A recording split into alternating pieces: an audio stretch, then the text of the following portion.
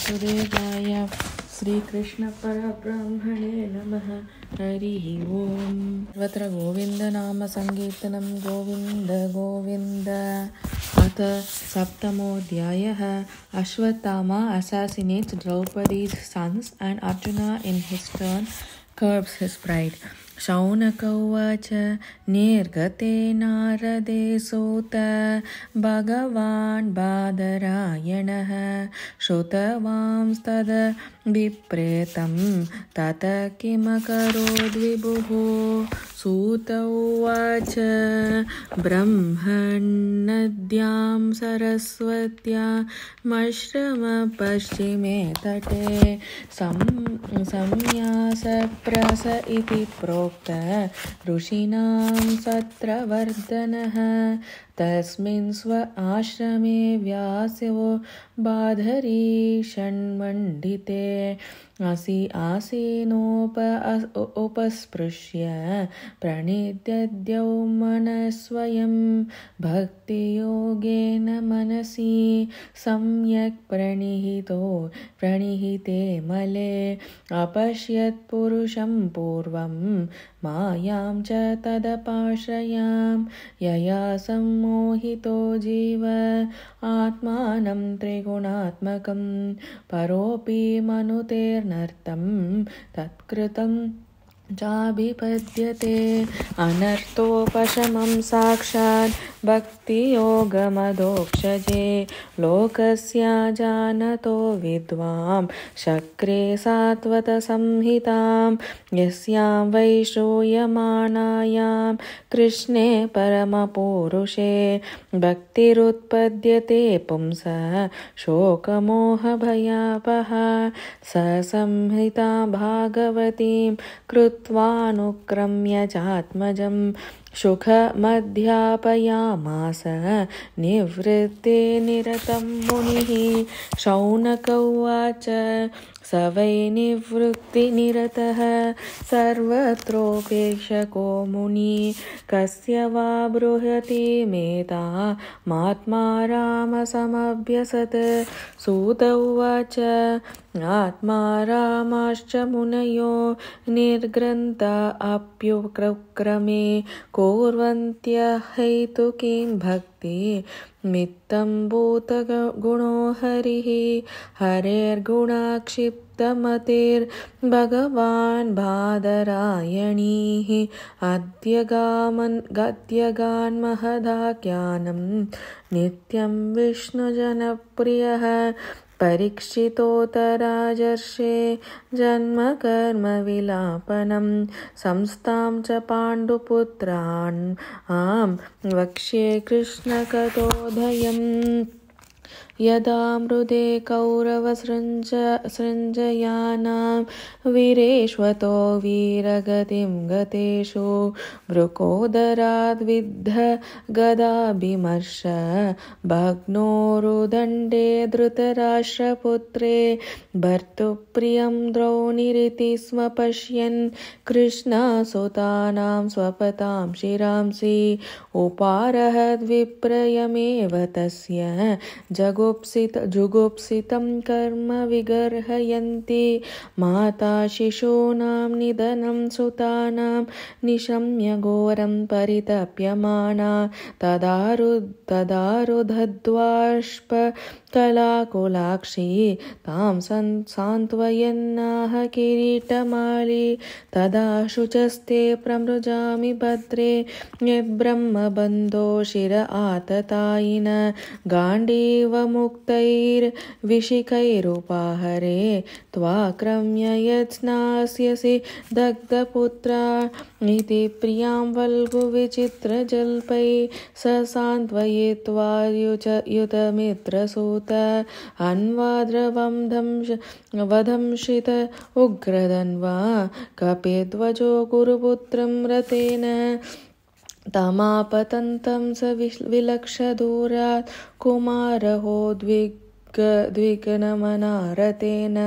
पराद्रवत् प्राणपरिप्सोरुर्व्यां यावत्कमं रुद्रभयाद्यतार्क यदा शरणमात्मानमैक्षत श्रान्तवाजिनम् अस्त्रं ब्रह्मशिरोमेन आत्मत्राणं द्विजात्मजः अतोपस्पृश्य सलिलं सन्ददे तत्समाहितः अजाननोपसंहारं प्राणकृच्र उपस्थिते ताम् ततः प्रादुष्कृतं तेज प्रचण्डं सर्वतो दिशं प्राणापदमभिप्रेक्ष्य विष्णुं जिष्णुरुवाचः अर्जुन उवाच कृष्ण कृष्ण महाबाहो भक्तानां भयङ्करं त्वमेको दह्यमानानां पवर्कोऽसि संसृते त्वमाद्य पुरुषः साक्षादीश्वर प्रकृते परः मायाव्यधुस्य चेच्छक्त्या कैवल्ये स्थित आत्मनि स एव जीवलोकस्य मायामोहितचेतसः निधत्से स्वेन वीर्येण श्रेयो धर्मादिलक्षणं तथायं चावतारस्ते भुवो भारजिहैर्षया स्वानं चानन्यभावानां नुध्यानाय चासकृत् किमिदं स्वित्कृतो वेति देवदेवेन वेद्म्यहं सर्वतोमुखमायाति तेज परमदारुणं श्रीभगवानुवाच वेतेदं द्रोणपुत्रस्य ब्रह्मास्त्रं प्रदर्शितं नैवासौ वेदसंहारं प्राणबाध उपस्थिते न ह्यस्यान्यतमं किञ्चेत् दस्त्रं प्रत्यवकर्षणं जह्यस्त्रतेज उन्नद्धम् अस्त्रज्ञो ह्यस्त्रचेतसा सूत उवाच श्रुत्वा भगवता प्रोक्तं फल्गुणपरवीरः सृष्ट्वा वस्तं परिक्रम्य ग्रामं ब्राह्माय सन्ददे संहत्यान्योन्यमुभयोस् तेजसी शरसंवृते आवृत्य रोदसीखं च ववृधातेर्कवह्निवत् दृष्ट्वास्त्र तेजस्तुतयो स्त्रीं लोकान् प्रदन्महत् दह्यमाना प्रजा सर्वा सांवर्तकमंसक प्रजोपप्लवमालक्ष्य लोकव्यतिकरं च तं मतं च वासुदेवस्य संजहारार्जुनोद्वयं तत आसाद्य तरसा दारुणं गौतमीसुतं भबन्धामर्षतां राक्ष पशुं रशनया यता शिबिराय निनीशन्तं धाम्ना भद्वा रिपुं बलात् पराहार्जुनं प्रकुपितो भगवानम्बुजेक्षणः मैनं पार्थः सेज्ञात्रातुं ब्रह्मबन्धुमिमं जहि योऽसावगा नागससुप्ता नवधे निशबालकान् मत्तं प्रमत्तमुन्मत्तं सुप्तं बालं स्त्रियं झडं प्रपन्नं विरतं भीतं न रिपुं हन्ति धर्मवित् स्वप्राणान्यपरप्राणैः प्रपुष्णात्य घृणः कलः तद्वधस्तस्य हि श्रेयो यदोषाद्यात यदः पुमान् प्रतिष्ठुतं स भगवता पाञ्चजाल्यै शृण्वतो मम आहारिष्ये शिरस्तस्य यस्ते मानिनिपुत्रः तदसौ वध्यतां पाप आततायात्मबन्धुः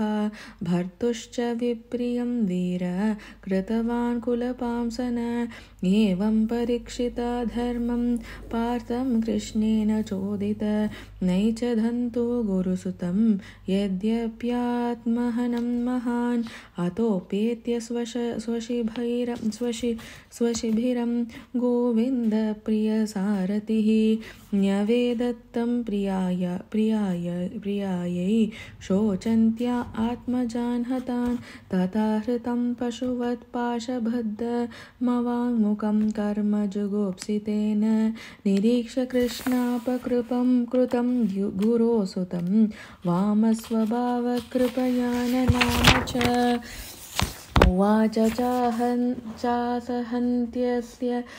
उवाच चासहन्त्यस्य बन्धनानयनं सती मुच्यतामीश ब्राह्मणे नितरां गुरुः सहस्यो धनुर्वेदः सविसर्गोपसंयमः अस्त्रग्रामश्च भवता शिक्षिषो यदनुग्रहात् स एष भगवान् द्रोणः प्रजारूपेण वर्तते तस्यात्मनोर्धं पत्न्यास्ते नान्वगाद्वीरसोऽपि तद्धर्मज्ञमहाभाग भवद्भिर्गौरवं कुलं वृजिनं नार्हति प्राप्तुं पूज्यं वन्द्यमभीक्ष्णशः मारोदिदस्य जननी गौतमी पतिदेवता निताहमृतवत्सार्ता रोदिस्य श्रुमुखी मुहुः यैकोपितं ब्रह्मकुलं राजन्यैराजितात्मभिः तत्कुलं पदहत्याशो सानुबन्धं शुचार्पितं सूत उवाच धर्म्यं न्यायं सकरुणं निर्व्यलीकं समं महत् राजा धर्मसुतो राज्ञा प्रत्यनन्दध्वजो द्विजा नकुलः सहदेवश्च युयुधानो धनञ्जय भगवान् देवकीपुत्रो ये चान्येयाश्च योषित तत्राहमर्षितो भीम तस्य श्रेयान् वद स्मृत न भर्तुर्नात्मश्चार्ते योहन् सुप्ताञ्जि शशोनृता निशम्य भीमगदितं द्रौपद्याश्च चतुर्भुज आलोक्य वदनं सख्यो हृदमाह हसन्निव श्रीकृष्ण उवाच ब्रह्मा बन्धुर्न हन्तव्य आततायी वदार्हण मय्यवो भय मां नातं पाह्यनुशासनं कुरु प्रतिश्रुतं सत्यं सत्या सान्त्वायता प्रियं च भीमसेनस्य पाञ्चाल्या मह्यमेव च सूत उवाच अर्जुन सहसाज्ञाय हरोर्हार्दमतासिना मणिं जहार मूर्धन्यं द्विजस्य सह मूर्धजम् विमुच्य रशनाबद्धं बालहत्याहता प्रभं तेजसा मणिना हीनं शिबिरान्निरपायत्